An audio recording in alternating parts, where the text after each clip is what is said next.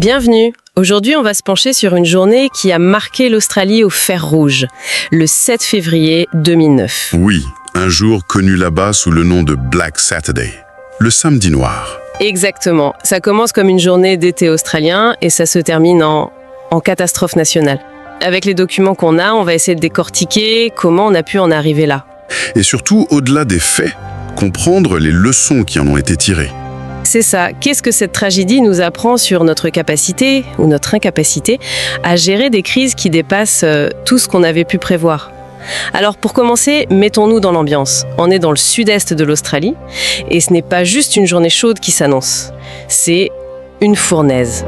Pour bien saisir le drame, il faut vraiment sentir l'atmosphère de ce jour-là.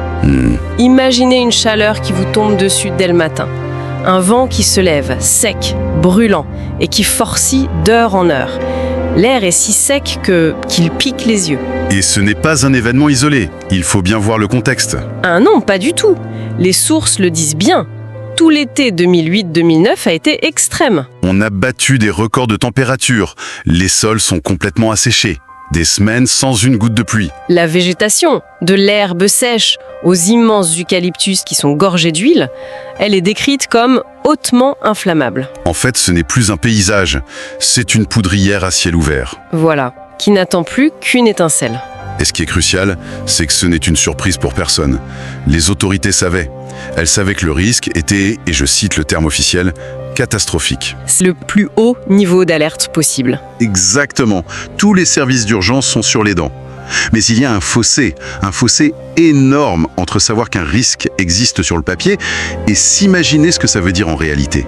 Personne n'avait envisagé l'ampleur de ce qui allait arriver. Personne. Mais vraiment personne. Ce 7 février, on a des conditions extrêmes. Plus de 46 degrés par endroit, des rafales de vent à plus de 100 km/h et un taux d'humidité dérisoire. Le cocktail parfait. Le cocktail parfait pour un enfer. Dans ces conditions, la moindre étincelle, ce n'est plus un incident, c'est le début d'un monstre qui devient quasi instantanément incontrôlable. Et ça tout bascule. On ne parle pas d'un seul grand feu, mais de plusieurs départs de feu quasi simultanés. Oui, dans des localités différentes. Et les causes sont multiples. Presque banal en fait. C'est ça. Des lignes électriques qui la hachent sous la force du vent, des accidents, des causes humaines, en somme. Mais le phénomène qui va tout changer, c'est la fusion de ces feux. Exactement. Poussés par ce vent déchaîné, ils ne restent pas chacun dans leur coin, ils se rejoignent. Et quand ils fusionnent, leur énergie ne s'additionne pas, non, elle se multiplie de façon exponentielle. Ils créent leur propre météo, c'est ça, hein? Ils deviennent si puissants qu'ils créent leur propre météo, leur propre système de vent, ce qui les rend encore plus erratiques. Et pour achever le tableau, en fin de journée, le vent principal change brutalement de direction. Le piège qui se referme. Un piège parfait. Ça projette des murs de flammes sur des zones qui se croyaient à l'abri. Attendez, mais il y a un point dans les notes qui est presque difficile à croire, c'est la vitesse. À la vitesse. On ne parle pas d'un feu qui avance vite, on parle de quelque chose qui se déplace, je cite encore, plus vite qu'un humain ne peut courir. C'est complètement dingue. Comment c'est possible? C'est le facteur qui a complètement dépassé tout le monde. Il ne faut pas imaginer un front de flamme qui avance tranquillement au sol. Non, c'est une tempête de feu. Une tempête de feu? Le vent est si violent qu'il arrache des braises, des branches enflammées et les projette des kilomètres en avant. Ça crée de nouveaux foyers loin, très loin devant le front principal. On appelle ça des attaques de saut de feu. Donc le feu ne se contente pas d'avancer, il saute. Il saute, il se téléporte en quelque sorte. En quelques minutes, littéralement, un village entier peut se retrouver encerclé, les routes coupées. L'idée même de fuir devient une illusion. On n'est plus face à un incendie, mais à un bombardement. C'est exactement l'image. La visibilité tombe à zéro à cause de la fumée. C'est un scénario où tous les plans d'évacuation classiques, ils deviennent caducs en un claquement de doigts. Face à une telle furie, une telle vitesse, on se demande ce que les gens pouvaient bien faire. Quelle était la consigne officielle à l'époque? Alors, la doctrine officielle était, en théorie, bien rodée. Elle s'appelait « Stay and defend or leave early ». En clair, soit vous restez pour défendre votre maison, soit vous partez très tôt. Voilà. Et le très tôt est la clé. Si vous décidiez de partir, il fallait le faire des heures avant que la menace ne soit ne serait-ce que visible. Et si on restait? Si vous restiez, il fallait être préparé.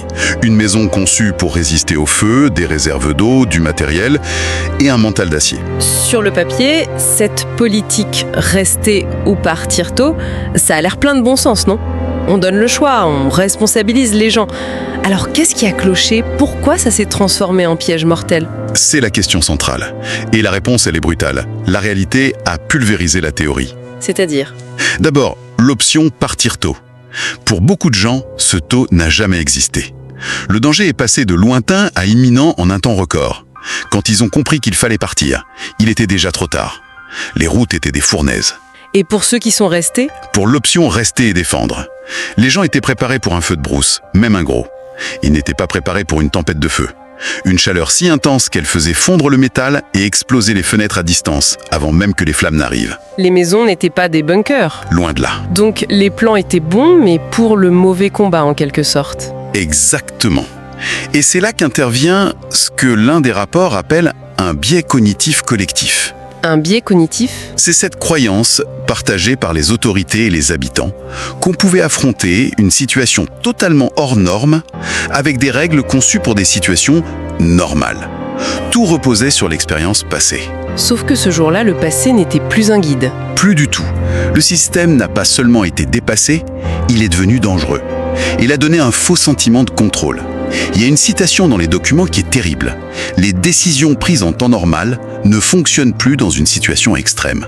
C'est le cœur du problème. Après le passage du feu, après des jours de lutte, l'Australie se réveille et découvre l'ampleur du désastre. Le bilan est effrayant, capital. Elle montre à toute la nation ce que les mots ne peuvent pas décrire. Des paysages lunaires, des forêts entières réduites en cendres. Les squelettes de maisons à perte de vue. Voilà, ça matérialise la catastrophe. Et ce ne sont pas que des images abstraites. Les sources évoquent des communautés entières. Je pense à Marysville, par exemple. Pratiquement rayé de la carte. On lit des témoignages de survivants qui décrivent un silence de mort après le passage du feu. Un paysage qu'ils ne reconnaissent plus, transformé en moins d'une heure. C'est ça, le traumatisme. C'est ça. Le nom Samedi Noir devient plus qu'une date. C'est une cicatrice dans la mémoire collective. Un avant et un après. Absolument. Et face à une telle cicatrice, la première réaction, une fois le deuil entamé, c'est de vouloir comprendre. Une fois le choc passé, on cherche des coupables. On cherche des leçons, avant tout. Une commission d'enquête royale a été mise en place très vite. C'est l'outil le plus puissant d'investigation en Australie. Totalement indépendant. Et qu'est-ce qu'ils ont mis sur la table concrètement ? Tout, absolument tout. Les systèmes d'alerte, assez clairs, assez rapides. Les politiques de gestion des forêts, comme les brûlages préventifs, suffisantes. L'aménagement du territoire. Et bien sûr, cette fameuse politique du rester ou partir. Au cœur de tout ça. Et les conclusions de la commission, ça a été un véritable électrochoc. Ah oui. Ils ont dit, en substance, nos stratégies sont conçues pour le passé. Face au feu du futur, elles sont obsolètes. Le Samedi Noir n'a pas été vu comme un accident malheureux, mais comme un avertissement. Un tournant. Un tournant qui a forcé toute l'Australie à repenser sa relation avec le feu. Donc si on rassemble toutes les pièces du puzzle, la cause profonde, ce n'est pas une seule chose. Non. Ce n'est pas juste la météo, ou une ligne électrique, ou une mauvaise stratégie. C'est l'alignement tragique de tout ça. Vous mettez le doigt dessus. Et ce qui rend cette combinaison si terrible, c'est que chaque ingrédient pris seul était peut-être gérable. Une forte chaleur, c'est fréquent. Un vent fort aussi. Une stratégie avec des failles, ça s'améliore. Bien sûr. Mais ce jour-là, on a eu une synergie destructrice, quasi instantanée, qui a créé un monstre que personne n'avait les outils pour combattre. Ce qui nous amène à la leçon de fond, j'imagine. Ce décalage entre les plans et la réalité. C'est la leçon fondamentale, et elle est brutale.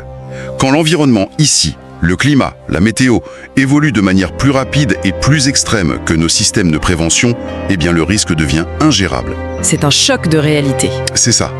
Vous pouvez avoir les meilleurs pompiers du monde, les meilleurs plans sur le papier. Mais si vos plans sont calibrés pour une catastrophe d'intensité 10, sur une échelle de 10, et que la réalité vous envoie une intensité de 15... alors le système ne se plie pas, il se brise. Il se brise.